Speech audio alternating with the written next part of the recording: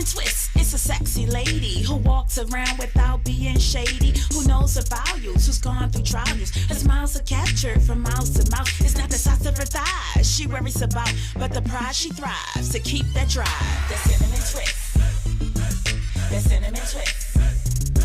That cinnamon twist. Ladies, can you feel me? That cinnamon twist. That cinnamon twist. That cinnamon twist. Ladies, can you hear me? Turn it down. Welcome, welcome, welcome. It is your girl Tasha, known to the world as the Tasha Carpenter, but everybody calls me your girl Tasha because when you hang with me, it is like you are hanging with your girls. And today, guys, y'all are in for a special treat today. In the studio, I'm going to allow these ladies to introduce themselves. First of all, I want you to tell them your name and the organization that you each represent and how you got involved with them and just why they should be listening to you guys today. Okay, I'll start. My name is Kiana. Hey, Tasha. How are you? Hey. My name is Kiana, and I'm the executive director of Life After Release. And I'm an organization. I started it 2 years ago, shortly after my release from prison. Okay. You got to tell them a little bit more juice about that. She started after her release from prison. What were you in prison for, Miss Kiana? Well, you'll see it later on the show. But my passion began when I saw exactly how things were being done in what was supposed to be our judicial or justice system. And immediately I began planning for doing reentry for women, as well as helping people out who are going through the justice system as well. Okay, cool beans. Mm-hmm. You gotta loosen up now. I'm loose. She trying to get on. Y'all know that's not gonna work. Go ahead. Hi, hey girl. Hey. I'm gonna loosen up a little bit, right? So my name is Chantel Pincham, and I am the co-founder and program director at Life After Release. We got t-shirts on. My passion for doing this simply came because you don't get support when you decide to make a decision to do things wrong and you change your mind and you want to go in the right direction. There's not a lot of support. A lot of times your family doesn't believe in the new you. Socially, there is no second chance for the new you.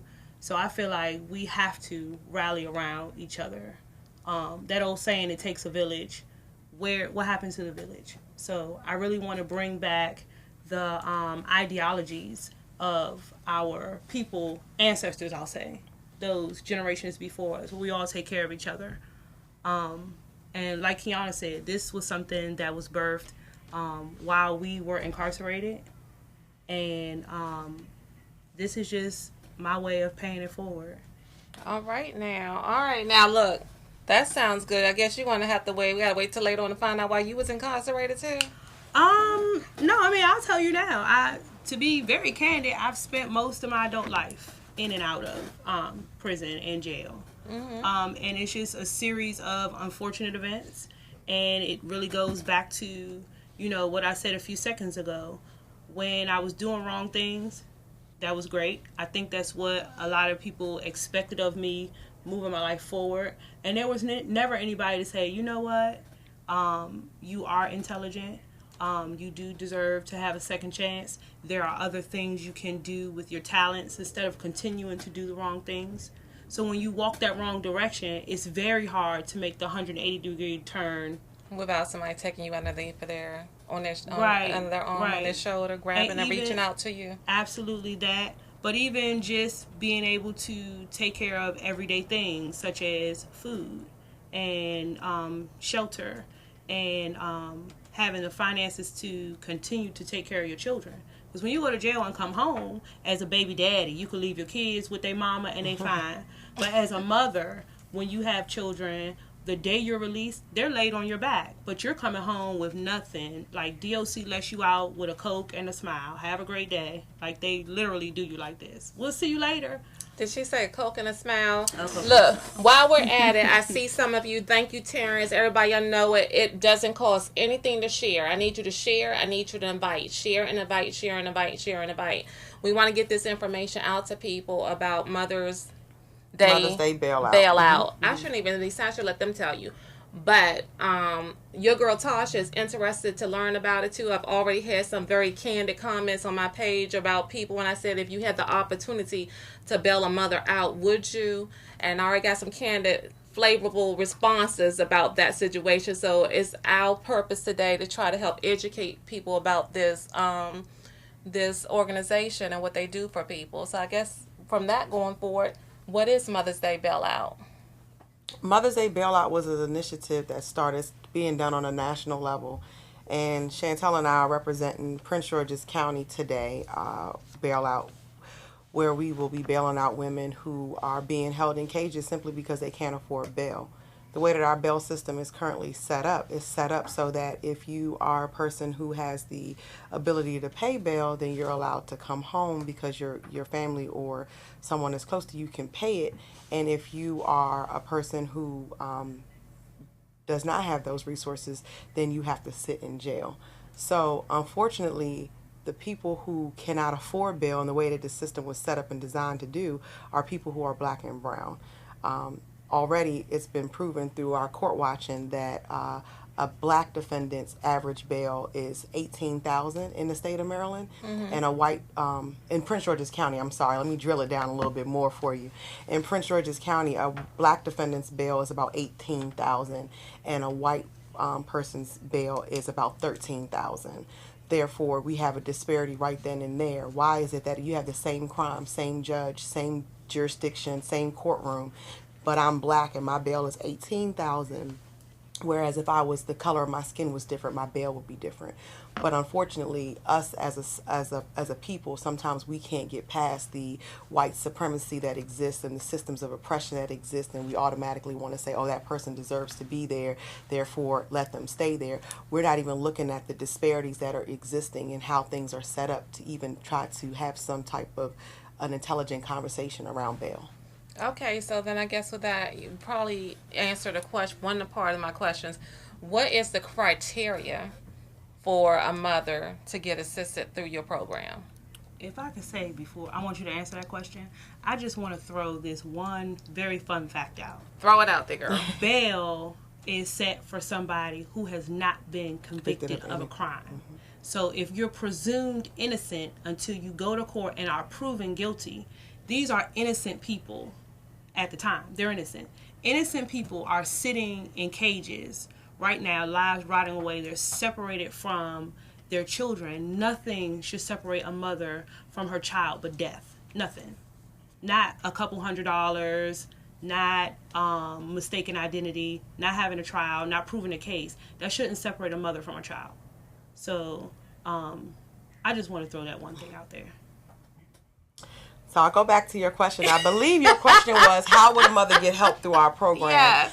Well, it's a national program where we're working with the National Bailout. Shout out to Arissa Hall, who runs this on a national level, and Samantha from BYP 100, and Janae also from BYP 100. But this is a national effort. It's just that it depends on if you have organizers that want to basically do this in your particular jurisdiction. So we have stepped up to the plate. We did it last year. And I just could not see us not doing it again this year. So I say every year, and if I ever had it in a way that I could do it, on an ongoing basis, I would do that. So there's no really criteria other than you have to have like family support. We do have like I hate to call it a risk assessment tool.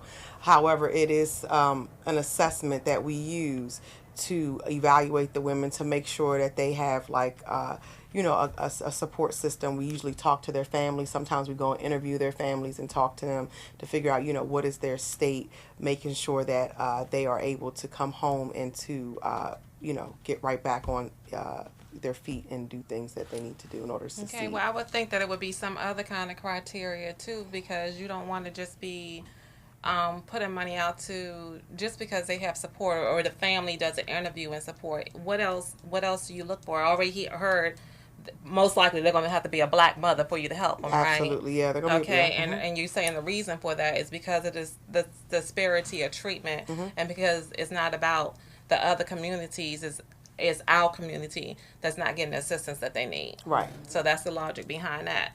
So they have family support, but do you look at, I mean, if someone, do you look at the level or the type of crime that they committed? Because bottom line, I had with my question about, is there, and would you be willing to help bail out a mother on Mother's Day? And I had one lady, Lynette, I'm sure Lynette will come on here, who was very candid. Lynette. Come on. Lynette, matter of fact, make sure that I take an invite her, because she's Yes, not shy at Lynette, all. how you doing? Because Lynette said, hell no, if she's a criminal. So, you know, with that idea, there's a lot of people that feel that way. So we have to make sure that we are educating them on the reason why, because we don't want to act like we just giving money to anybody. Because somebody else also said it sounds like a GoFundMe account. How you know they're really using it right too? So you got all those questions that come out there. So you ladies got a job today. I'm good with the fun facts.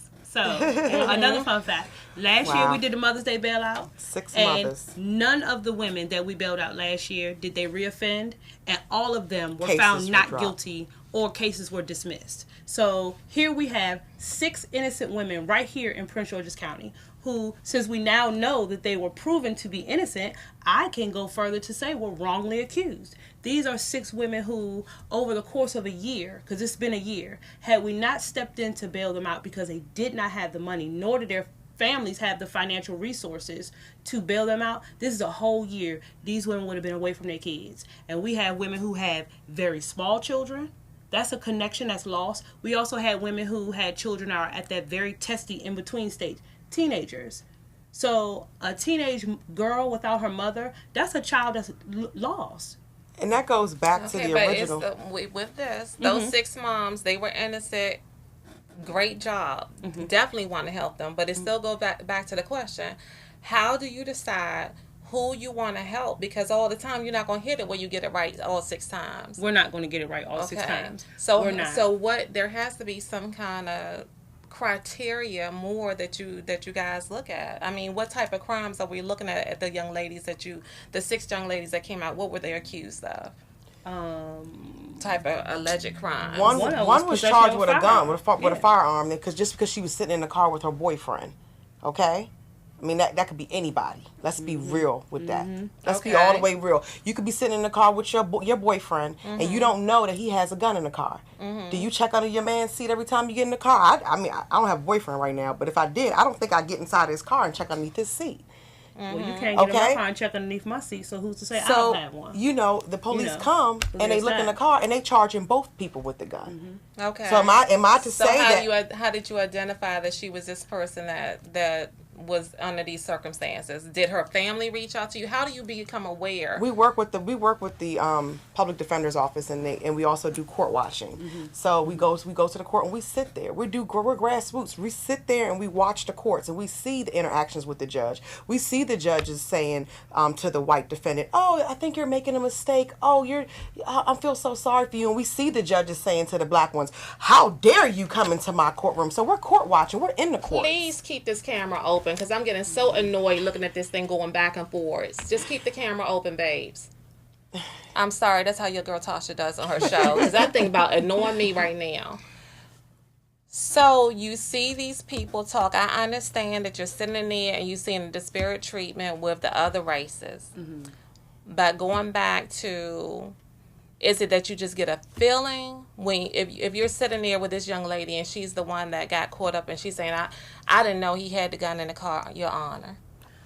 Well, there's enough judges in Upper Marlboro. There ain't that many juries because people are not doing their civic duty. We need to talk about black people. We need to go to jury duty because your people are getting hanged. Your people are going to jail all the time, and we're not sitting in the jury boxes. But that's a whole nother situation. There's enough judges in Upper Marlboro. I don't have a black robe. So I choose not to judge people. I just know that our people shouldn't be in cages. And I also know that they get it wrong more often than they get it right. So I'm not going to spend my time sitting here to try to assess and judge people as to, because if I would have spent my time doing that. You may not do that, but when you're looking for someone to provide funds and donate their money to that, some people are going to look for those people, I would say, please keep your money to yourself. That's what I would say. Because then now you're as bad as the bail bondsman. In my opinion, because the bail bondsman, they don't even do that. They don't care. They could care less. As long as you give them their money, they pay their little 1% and they'll harass you for the rest. They could care less what you. So does anybody ask the Bells bonds? No, because they making money off of that. But exactly. Person, so I feel like just like you guys talked about the fact, you haven't brought it up yet, that when someone is locked up unnecessarily, you brought it up during our discussion before coming on the show, that people we're paying taxes for these people to be in jail that shouldn't be in there. We're paying taxes to take care of feeding their children and stuff when they're motherless. Agree with all that other kind of stuff. But again, it's not that everybody. Sometimes you have to be able to communicate and make people and deliver a message to a person to help them understand it. So the answer to me, Keon, is not just keep your money. Okay, because if you educate, if you're able to educate stuff and not come off like it's like on a defensive of stuff, or not to just come off, yes, this is about black and brown communities, it's a fact, okay? But some people, when they hear the word black and brown communities, and I really don't care about that, they want to act like it's something that's dealing with racism. Well, we have to get to educating in the facts. This is what happened. What you've already presented, that more black people tend to have higher bills or locked up for crimes they shouldn't get there. We talked about the whole thing with all the people and paying the money for their little kids to go to college and all this other kind of stuff, and they can walk around and do what they want to do and stuff. We talk about all of that, but we have to be able to educate, because sometimes it's just about a person not truly understanding. Okay. So I don't want to leave here, because I don't want to turn nobody off. When it's all said and done, you ladies are coming here with something to help moms. You are saying now you had 6 people that had a good success rate. So what we need to do is to be able to build on that. We're not here to turn people off. We're here to educate them. Absolutely. So let's try this again. Okay. So if I may say, I'll say this. So you want to speak about facts and not feelings. That's what we'll do. Currently, as it stands, we talked earlier, like you said, about the expense that the community pays. The community is the collateral damage of a mother being away from her child. Because when you take me, mother, out of the household, like I said before, now you have social services footing the bill for food and child care and health care and whatever other services the family will get, because they're keeping kids that don't belong to them. But also, too, when we talked about the trash days, we want a second trash day. Well, it's not in the budget, because for every one person that's locked up, $100 a day is spent keeping them incarcerated, when if at pretrial they had the option for pretrial, which is just a GPS monitor, that's only $2 a day. So that's $98 a day per inmate that can be allotted towards your trash day, or if your neighborhood is like mine, all of the trees that are falling over, being cleaned out of the streets, the potholes that are tearing up all of our Benz rims, Lexus wheels and such. We could have the roads repaved. So fiscally, I feel like it's irresponsible to just say all of the shoplifters, all of the jaywalkers, and other non-violent people should sit in jail for 60, 90, 180 days waiting for their trial at $100 a day per inmate. It's not fiscally responsible. We can do other things with the money, because it's not like the county has the best track record for how they manage the county's funds. So, but if I may, I feel like that was great the way you. But I feel like the way that I understood that question was like, why should I give my money, or how can I monitor who I'm giving my money to make sure that it's going to the person that did the best crime? I still not going to give you that answer. My answer to you is, I'm not a judge. It's not necessarily the best crime. But then how else can you put it? Either you're going to be Okay. It's no such thing as a best crime. That's the whole point. So wait a minute, can we clarify? Are you asking if there's a criteria, like, do we look at what the crime that they were accused of is? Could that be a part of it? Do you look at what their history is? I mean, if this person has been in jail 20 times, you know, and they keep going back, and they're not, apparently they're just keep going back, and they're not getting the resources they're supposed to get, or we're going to still be spending money on that individual, when it could be a mom over here that this may be her first time, and but this one gets to us first, and we have more sympathy for them, that we spend the money over here. We have a call on line 1. We'll be back with that. Okay. Hanging with your girl Tasha. Who's calling, and where are you calling from? This is Lynette calling from Charlotte, North Carolina. Great conversation again. Hey, Lynette. Hey, Lynette. Thank you. They was looking forward for you to call in, because I shared your comment with them, definitely. If they're a criminal, they need to stay where they are. But my thing is that I don't think, you either have to kill somebody or I don't even know what the crime, the time is, but if you do a financial crime, a swindling, and then robbing those folks, I think that one, you need to you do the crime, you gotta do the time. And then you got a lot of bail bondsmen that are crooked, so crooks help crooks out. That's just my opinion from a bad experience. I think that they need to start changing these laws and make these folks pay because they're not watching them. The bail bondsmen, to me, they're not watching the people. The parole officers, they're not checking these folks. Because anytime I got to ask them a question and they tell me, oh, yeah, that's not what's in this person's house. I think the system needs to be a lot tighter. If you do a crime to defraud people, I think you need to do time. And I think you need to take it back to cleaning the roads, chain gang, digging ditches. You pay, make other people suffer, then you got to suffer. I think they're too lenient with the system. No, can I? Okay, so Lynette, repeat offenders, and their record is long. You need to do the time. Okay, Lynette. So Kiana and Chantel both want to respond to you. My first question is: when you're talking about bailing out someone, you're talking about somebody who is pre-trial. So when you make the comment that if they are a criminal, they should stay in jail, it really is not. It's really not applicable to what we're talking about at this phase of the criminal justice system. You're talking about someone who's already been convicted of a crime. That's what a person would be called a criminal because they've gone through and they've been adjudicated. Not to say that they were adjudicated fairly, by the way, but they were adjudicated of a crime and they were convicted or they pleaded guilty. Like 90% of the people in America go through the system and plead guilty just because they want to hurry up and go through the process. So when you say if they are a criminal, can you just please explain to me in the pretrial section, the pre-trial portion, what do you mean when in relation to what we're saying if they're a criminal, let them stay in? When they have stolen money from people, like houses and scamming folks, especially the elderly, and their rap record is so long, anytime somebody can be in jail and they renew their real estate license and stuff, I think there's a leak in the system. That where you are in jail and you can renew your license. They don't do background checks. So I think that they need to be tighter laws that's when it comes down dealing with money. Okay. Or dealing with property, where you can write false documents. And well-known criminals, they're so good, their job will be fooled. They can actually take your house without you knowing it. But I think the system has holes in it when, if something happens, and I know that's happened to you, you have to really go and tell it. But when you read their rap record, like, my God, how is this person out in the streets? You know what I'm saying? So the system, to me, the system has flaws, and I wish I could be back in the DMV. All right, Nicole. Now. Lynette, we're gonna let them respond. I see Nicole Hansen is trying to get in here too, but come back into the show, sweetheart. Thank you for calling in. All right.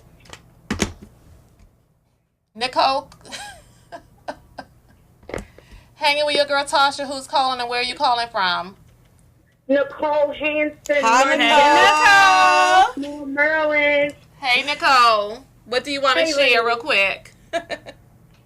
I'm sorry. What would you like to share?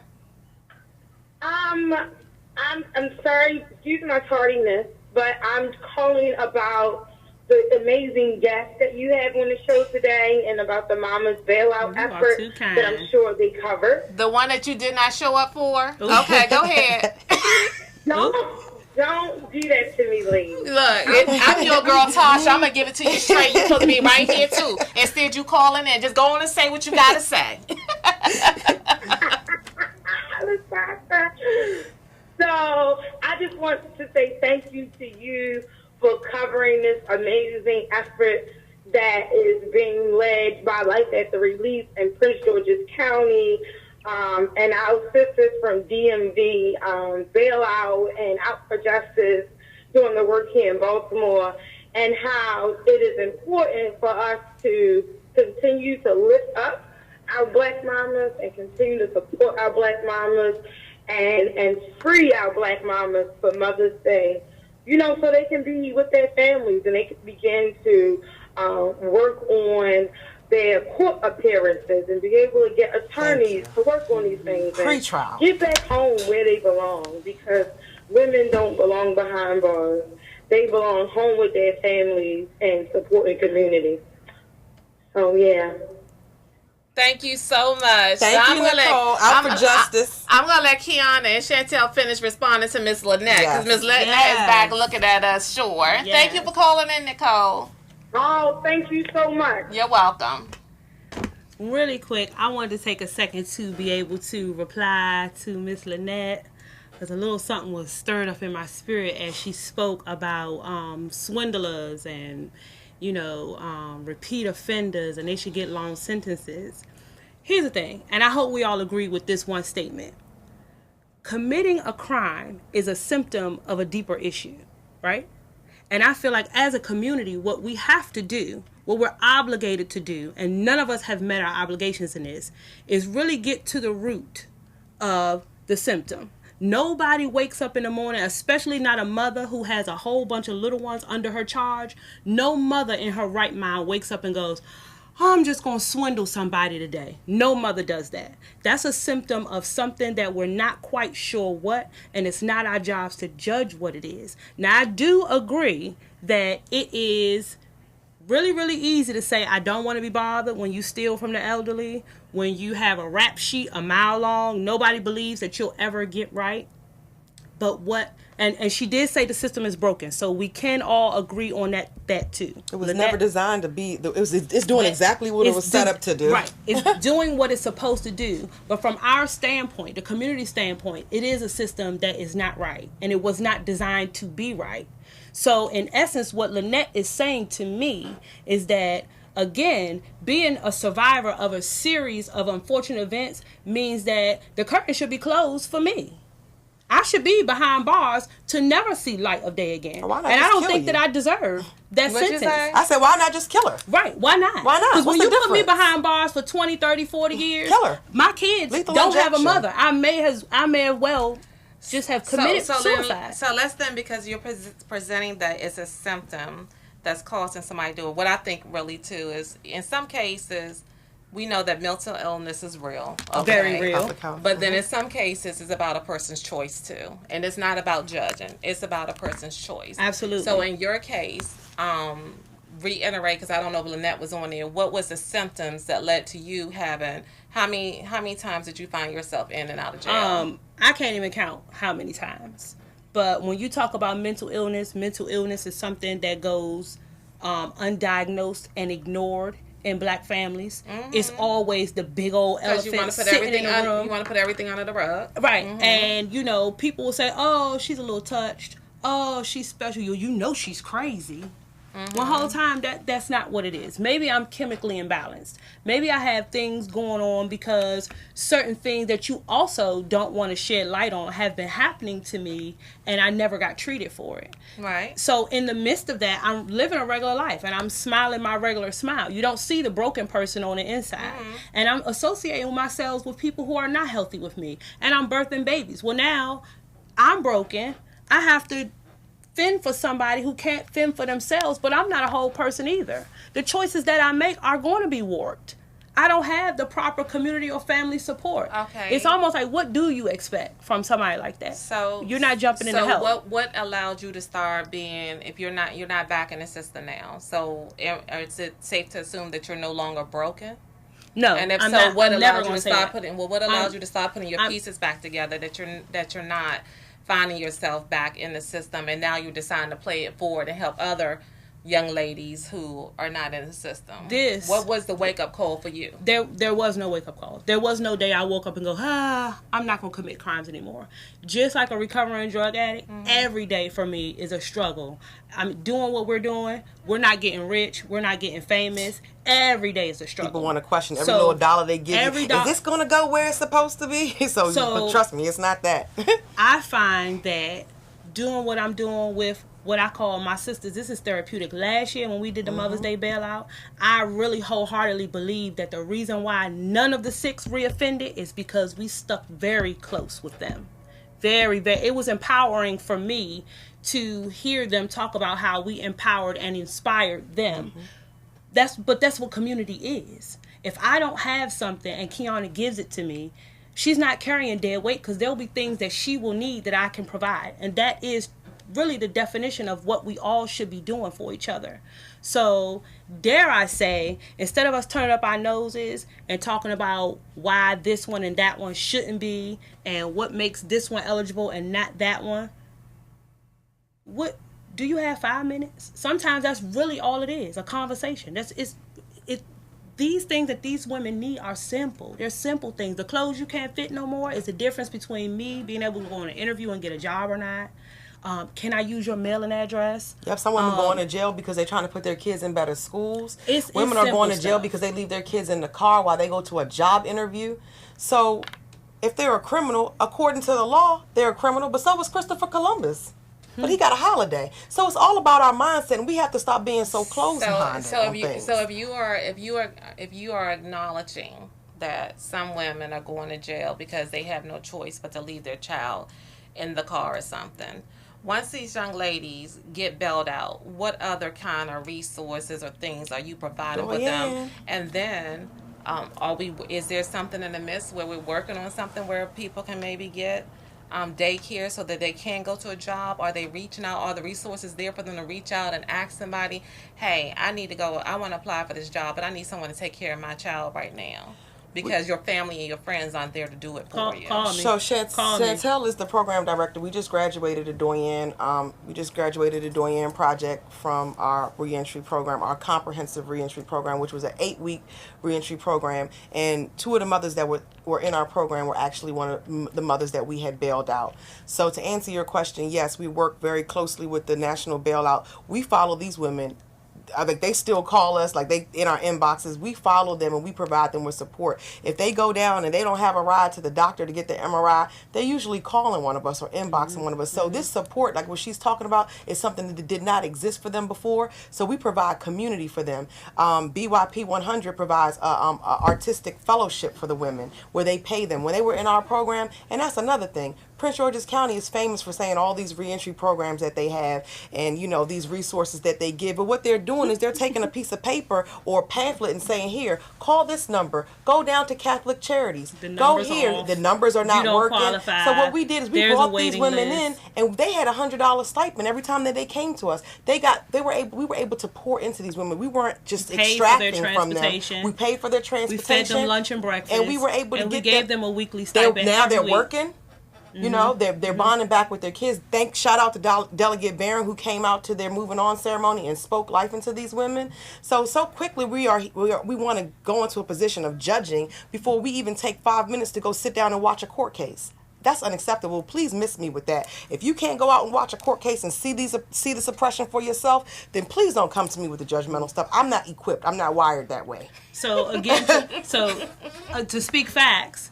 If one of the ladies gets released, and let's just make this hypothetical, she gets released today, and she has a job interview tomorrow. Mm-hmm. Our executive assistant is a licensed child care professional. Mm-hmm. Bring your baby to my office while you're on your interview. Please don't make that an excuse to still be destitute and to continue while you wait on the list that's actually still closed in Prince George's County. Now, all of this is after they've gone through, you got them out, you tell them their resources. What are we doing? Because I like to be working, let's get on the offense and sit on the defense. Mm-hmm, mm-hmm. What are we doing to get this information out to those people before they make that decision to do a crime when there's a resource there that's available to them? So are you just helping the ones that's already been in trouble, or is this a resource that's also available to people before? Because if they're watching this show, and I'm hoping that there's somebody watching this show and it's a mom that knows you got to go get a job, and you talking about leaving your child at home or in a car, or if you're a mom that you know that you need to feed your child and you about to go to the store and steal some food or something, then maybe if they see this, that they might not make that decision. They'll be able to come here. So are we available? Because sometimes we gotta get ahead of stuff. It ain't all about being reactive all the time either. And too often you hear stuff that's reactive. Even we talk the talk, like I talk about the reentry programs and stuff in the county or whatever. You talk the talk, you don't do the walk with it, or you're being reactive to it. So we need to get in a position where we're being reactive, so that disparate treatment that's coming out there, because on top of black and brown communities too, maybe if we provide some educating for some, Because some will listen and some won't. You could take the horse to the water, but you can't make them drink. Maybe if we gave them some tools in advance, it would keep them out of this situation where, unfortunately, they get to the courthouse and they've done the same exact crime as this white person has done, and they're not getting treated the same way. Okay, so the Section 8 list for Prince George's County has been closed for the last 19 years. Mm-hmm. Okay, that's a resource number one that we do not have. Let me also state that they have taken a majority money out of the social services budget and put it towards public safety, right? Mm-hmm. So when you're saying, is there something of, it's only the two of us. Public safety? Public corrections. Police. Security. Okay. So they're taking the money out of social services system of oppression and they're putting it into public safety. Mm-hmm. What do you think they want us to be? You think they want us to make the right decisions? Right, so it's only the two of you. Mm-hmm. Take two to talk to two to take off the two. That's why you can't be just that. Everybody that first, when they ask the question, doesn't mean that you can't change your thinking and get them to come on your side and join with you in it. Mm-hmm. So right now, guys, what I want to do is break to a commercial so that you can find, that you can see about is this last year's Mother Day yes. belt out? Mm-hmm. We're going to go to a commercial and we'll see you guys on the flip side. I ain't even read.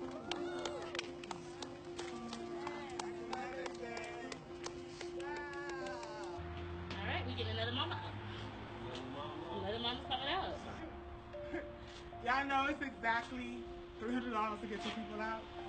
One was $50 and the other was $250. That's it. $300.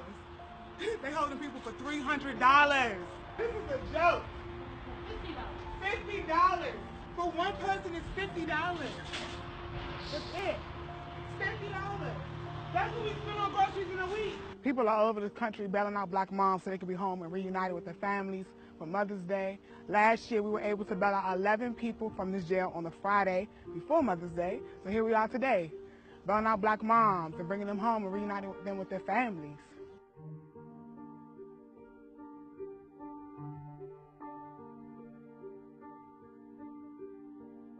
So my daughter's been in jail since February the 15th.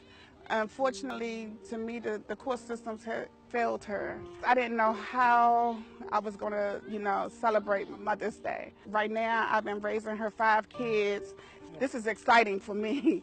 This is very exciting for me, and I know it's going to be exciting to her, knowing that she get to spend her Mother's Day with her family. I know this place very, very well. Spend a lot of time here. And my goal and my lifelong mission is to make sure that no mother of color goes back here unnecessarily. The women who can't afford bail, because the court dates are like 30 days apart, they're probably going to sit here for at least 30 days before they get out if they don't have any money to pay the bond in order to get out of jail.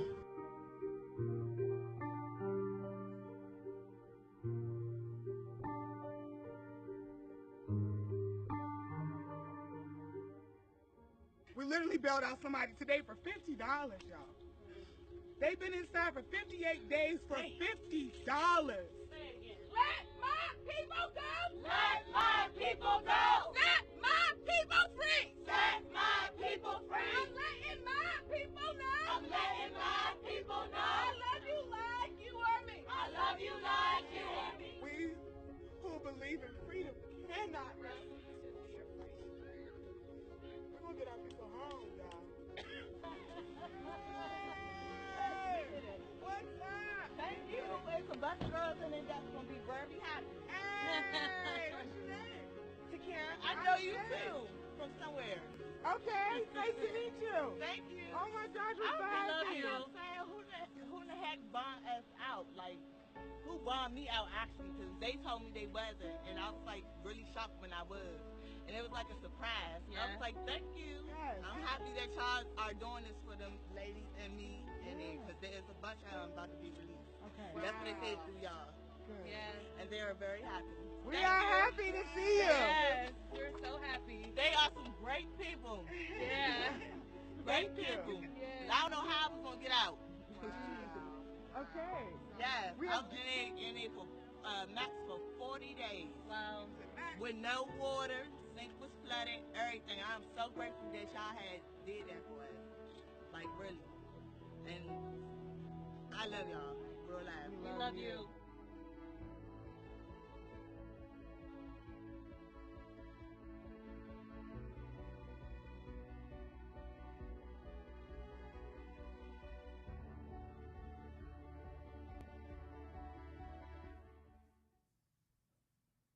Welcome back to Hanging with Your Girl Tasha. In the studio, we have today with us these two wonderful young ladies that support Mother's Day bailout, Kiana and Chantel.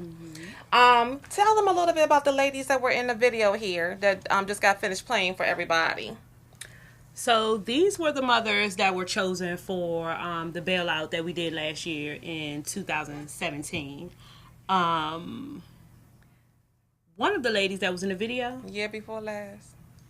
No, last year. What you said? You said it's 2018. 2018. I'm so 2018. sorry. Last year was 2018. I'm so sorry. They said the phone ringing forever. They keep trying to call in.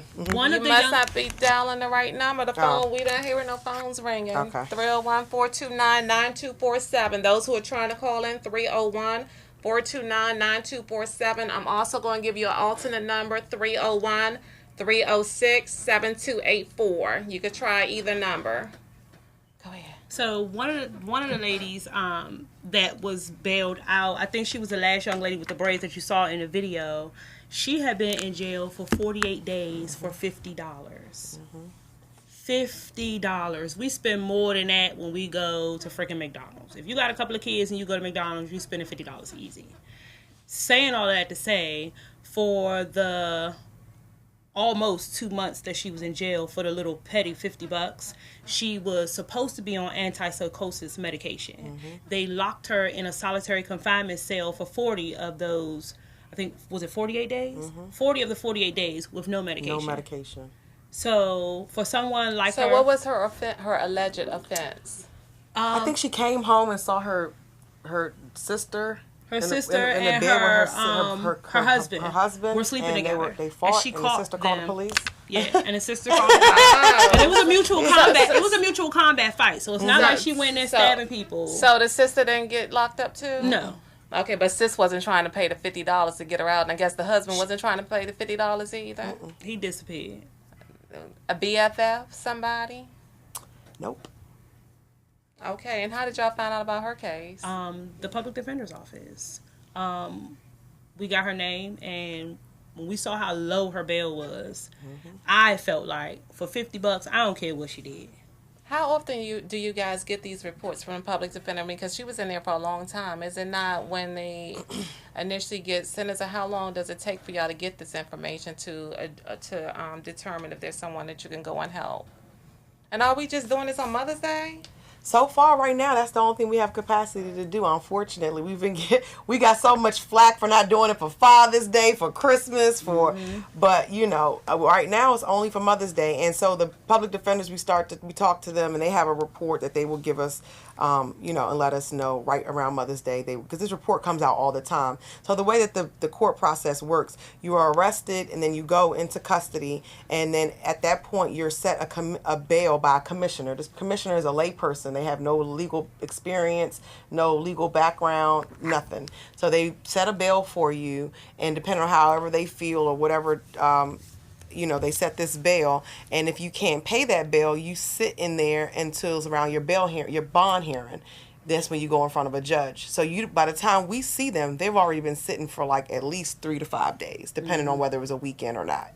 So let's get, guys, we have watch parties going on with other people. So you're not on the main page, and I don't get to see necessarily your comments. But to go here and read some of the comments from Kiana, Kiana's page, Steve Nkosi, EK.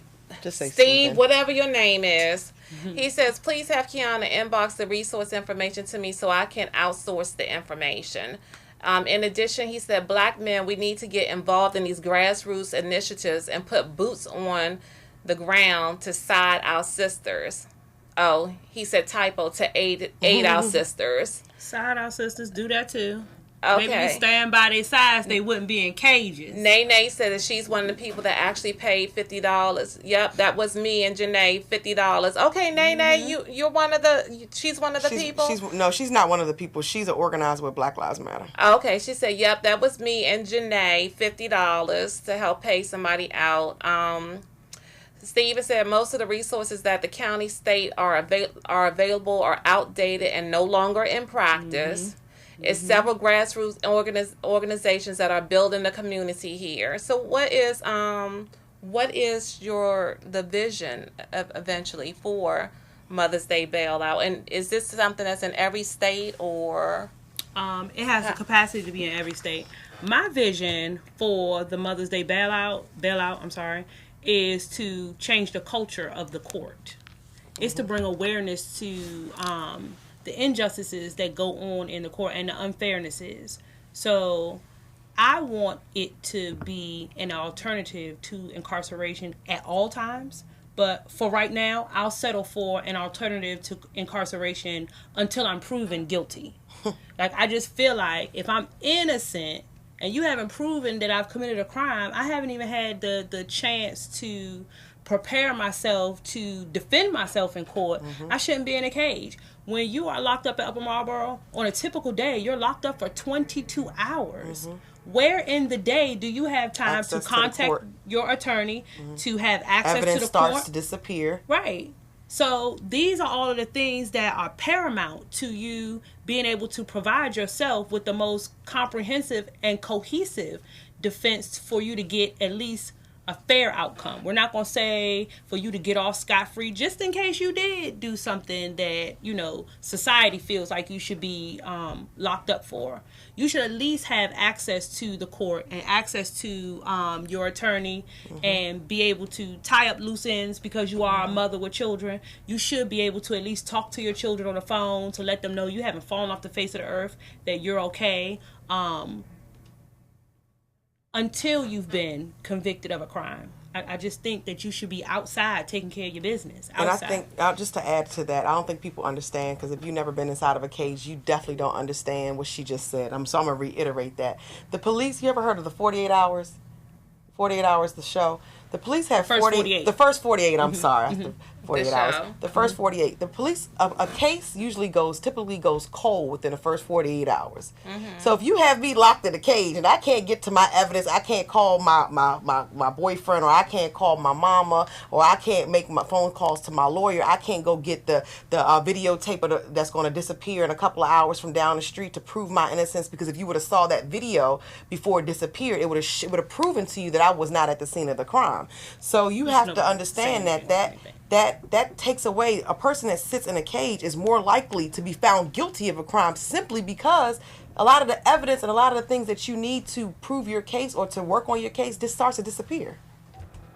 Hanging with your girl Tasha. Who's calling and where are you calling from? Hi, this is Lynette calling from Charlotte again. I had to chime back in.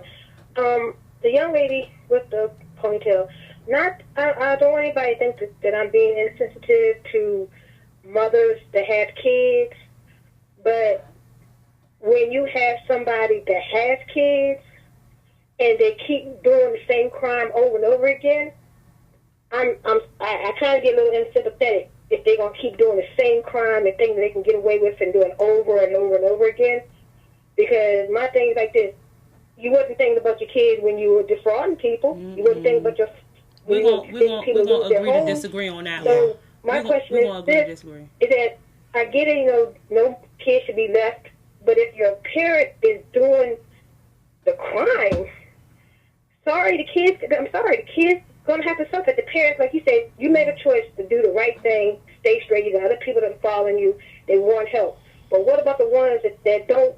Like you said, to me, it's a choice. Either gonna do right, know that your babies are gonna miss you, you're gonna miss certain this, that, all that.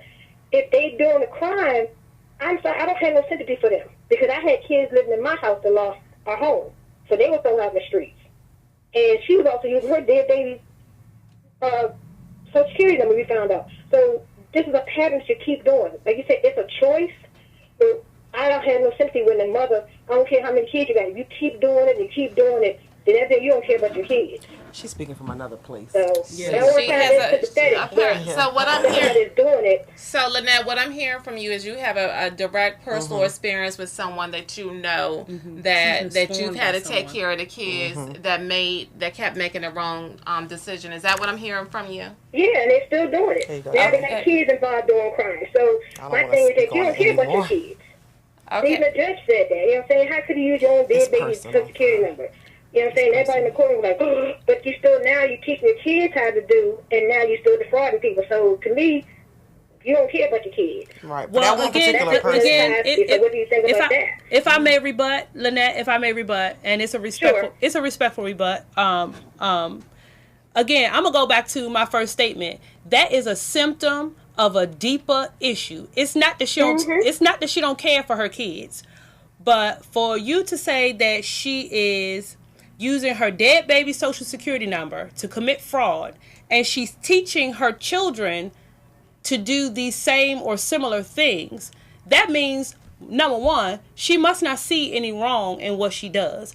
That's an issue, right? Because nobody knowingly teaches their children wrong things. As a mother, all mothers want to fill their children up with what we feel like is good. So I don't know, because I don't know the person that you're speaking about. I don't know what her motive is. I don't know what her level of understanding is. I don't know what her journey in life has been.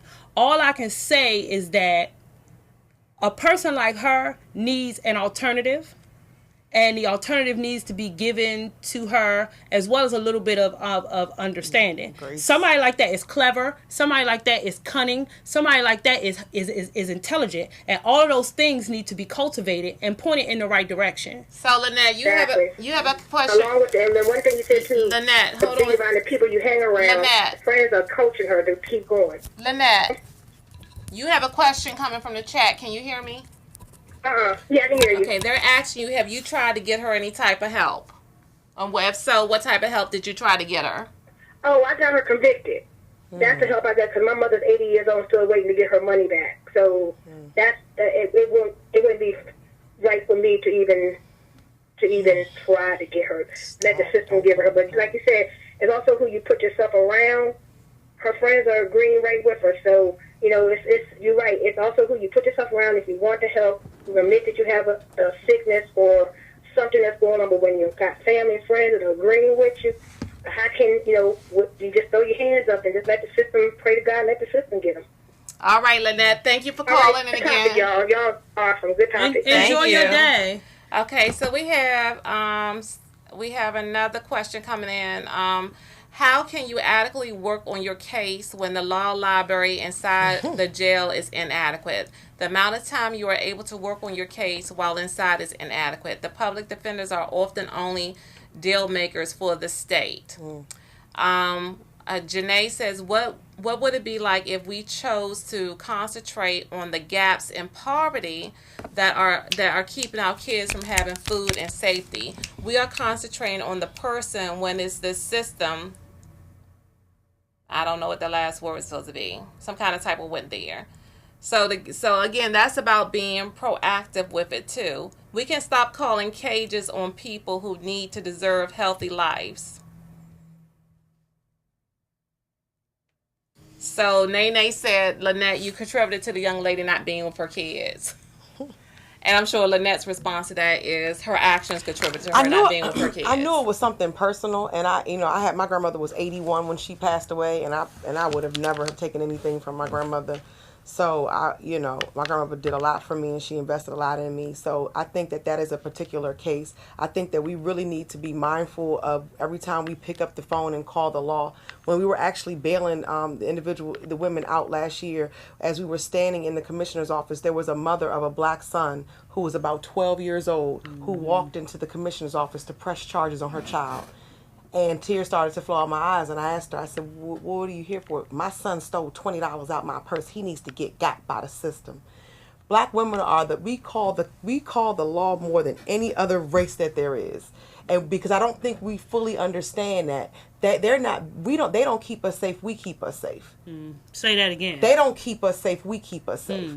So when we call the law and we get them involved and we get them convicted, as Miss Lynette so proudly stated, she felt like there was no other alternative for her. She felt like there was nothing else in her community that could help her get her to have her family be restored and whole.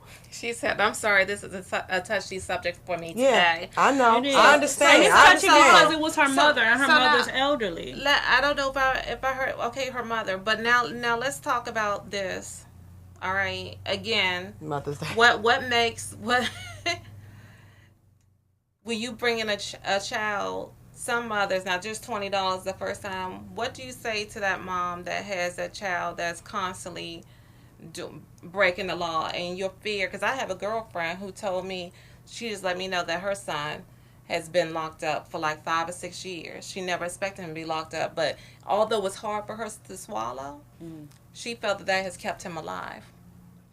So now it's like, it's so much that goes involved with this. But back to Mother's Day bailout. It's too much. I got a subject here that's touchy because you could look at this for so many different ways. You guys are trying to pay, and I give you credit because what you're doing is you're trying to look at the glass half full and not half empty and provide some reliable resources and things in a situation because we know that everybody doesn't deserve to be in jail. Everybody doesn't deserve to be is not right when you got disparate treatment and all this other kind of stuff. And two people could do the same exact thing, and just because of our skin, that's the difference in how we're going to get sentenced. That's some bull.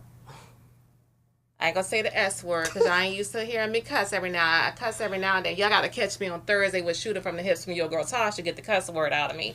But when Mother's Day bailout, I think that some people here, they have related to you and stuff. How we talked about them donating. How do people donate to it? What type of other events are you going to have as fundraisers leading up to it? Because Mother's Day is what? May 12th? We got less than... What's the day say? Less than 30 days to get it done? Less than 30 days. Okay, so talk about that stuff. So we have a Mother's Day brunch that is going to be held on May the 11th. It's going to be, I can send you the information. One day before? Mother's Day is on the 18th. Are you sure? Can somebody check the 12th. calendar? May 12th, 2019. I looked it up before. I Googled it. And I'm like, Google was wrong. Okay. Well, okay. So, yes, it's the day before pre-Mother's Day brunch. It's a murder mystery brunch. I don't know if you all have heard of Liddell. Yes, I have. So, Liddell is putting on... Shout out to Liddell and Go ahead. for putting on a Mother's Day brunch for us, a murder mystery brunch. We're also going to have a Mother's Day brunch on May 4th. In Washington, D.C., the women from The Wire, LaShonia and Tanisha Murden, they're putting on another network, a Mother's Day networking event from, I believe it's from 2 to 7 in Washington, D.C. as an action because Washington, D.C., they have no bail. Okay? So let's put that in our pipe and smoke it because they don't have a bail in D.C. You just get locked up? You get a summons, you go in, you get and they release you on your own recognizance. You don't have to pay cash to be released. And that is the bigger symptom that we're talking about here. They have a pretrial service system, so it's not cash based. So if they feel like you're really a flight risk and you probably won't come to court, they'll just put a GPS tracker on your ankle. And that's $2 a day. Okay, that sounds good. So, but here in Maryland, because if you go back to some of our political initiatives, Maryland is third in the country for accepting bail industry funds from the politicians accept bail industry from the bail when they're campaigning. So there's an interest. Give them a number. A number where they can call for the bailout. You can call to get all the website where they can get all this information. Because what we got is a donation thing, but you got the donation link. You can come to my page, Kiana Johnson. It's my Facebook page. You can call me. She act like her Kiana spelled regular. It's Qiana Johnson. The only one on. Well, no, not the only one, but you'll know it's me because it says something about injustices on there. And I do a lot on Facebook. And if you would like to call, you can call us at 240-845-4007. I found it by searching the hashtag Free Black Mamas DMV. Hashtag. So Free Black Mamas DMV. That hashtag will pull up a whole page with a whole bunch of links. If you want to donate, if you want to see what's going on, just that hashtag Free Black Mamas DMV. Okay, is there anything, because we're running out of time, is there anything that you two want to make sure that you say to people? I want to say, please become politically engaged, civically engaged, and understand the systems of oppression that exist before. And I want to challenge everybody in your lifetime, before you leave this earth, please go out and do court watching. Just go sit in the court for 2 hours. That's all I'm asking. That's my ask to everybody. Go sit. If you're not going to donate and you want to find out a little bit more, you want to see it, please go out and do some court watching. You can also call me. I will set you up with court watch training, and I will get you into the Prince George's County court system, and you can sit there and watch it for yourself. Email me, pgcountycourtwatch@gmail.com. Just send me an email. You want to watch the court? I can train you. It's real easy. So I do second that. You need training to go to court watch? Absolutely. Absolutely, positively. We Because you do didn't it. know Okay, what, see, that's you didn't a know what whole you're nother- watching for. You don't even know what you're looking for. Oh, I know if something sounds crazy. You don't know that if a judge says that a person is eligible for pretrial versus that they're recommended for pretrial, if he says eligible, they're going to sit there. If he says recommended, they have 48 hours to get them out. I would be able to tell that. Okay. Okay, that's just the union person in me. Oh, I'm you sorry. see your but- union. Yeah. See, everybody's not union Everybody's trained. not See, we can't, come on, Tasha. So you I either know need about union frequent training or flyers court and watch all that training. stuff. Anyway, go ahead. I don't have very much to add to that, except I want everybody to search their own hearts. And even if you're spiritual at all, it say he who comes without sin, throw the first stone. Like, really, let's keep that mantra. You know, if you've never done anything bad in you never told a lie, you never stole nothing, you never cheated, then fine, this not the thing for you. Throw everybody in jail. But if you've ever done any one little thing in your life and you haven't been caught, imagine how you would feel because you didn't get caught sitting in jail and can't afford the bond. Because in essence, that's what these women are. They might have committed a crime. We don't know. We haven't proven that they did it. Yet they're in jail nonetheless. I just don't think that's fair. Okay, Lynette, I will give you your number. Michelle Ford, yes, they said training. I'll give you their number too. That one argue with me. No, she wants training. And no, Michelle Ford said training. okay. Lynette said give you her number. All right, guys. So that's another Hi, conclusion of Hey, girl. Hanging with your girl Tasha. Look forward to next Monday. I got two brilliant young sisters in here. Their organization is called When You Pray. They're millennials, and their mission is to get all the millennials praying, okay? Wow. So make sure you tune in next Monday, 5:30 p.m. It's been great having you ladies in the studio. It's been fun being here. Thank you. So we will see you guys next week. And look, when we move, when WBJR move and I get a live audience, maybe the next time they do a Mother's Day bailout, we can have the mothers come in the audience and they can talk to you too, okay? Yes. I should have Yes. brought two. I should have Talk to you guys later. Bye-bye.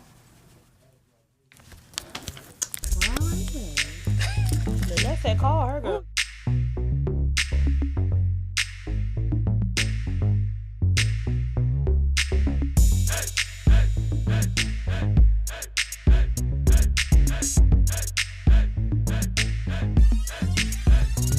Now see the cinnamon twist. It's a sexy lady who walks around without being shady. Who knows her values? Who's gone through trials? Her smiles are captured from mouth to mouth. It's not the size of her thighs she worries about.